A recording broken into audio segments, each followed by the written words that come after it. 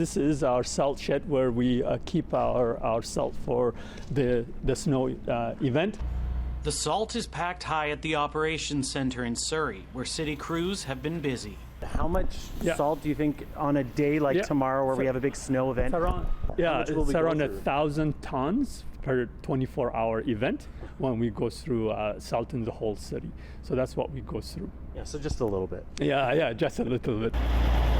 Crews were out at 4 a.m. prepping the roads, first with brine, then salt.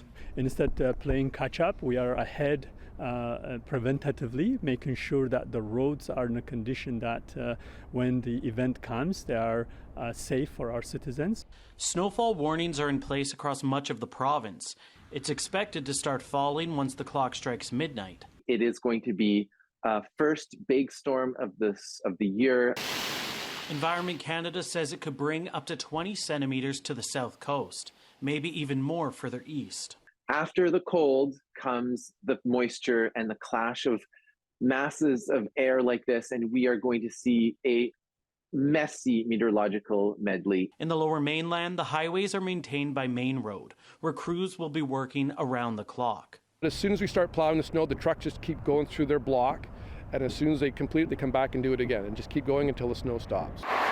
For the Malahat Highway on Vancouver Island, crews plan to be out way before the sun rises. Potentially there'll be an echelon plowing, so they'll all be side by side going down the highway and getting it in one pass.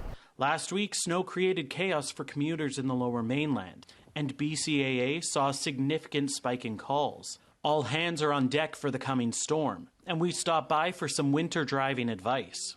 Okay, we've got a snow tire on this vehicle. What are we looking for on our snow tires? What's giving us that traction? Well, fundamentally, what gives us the traction is the space in between the treads, so the snow has somewhere to go. And you can find out if your tire is effective by finding along this edge, you will see a symbol that looks like a mountain that has a snowflake, like that right there. And what about an emergency kit? We hear about that often, that it's important to have an emergency kit for these situations. Absolutely. An emergency kit will be the most effective for you in the event that something does go wrong. You'll keep some extra clothes in there in case your engine does shut off so you can stay warmer. You want to keep some snacks in there so that if you're sitting around for a few hours, you know, nobody wants to be hangry in that situation either. You want to keep something high visible in the event that you do have to exit the vehicle and you need to be seen. Safety, safety, safety.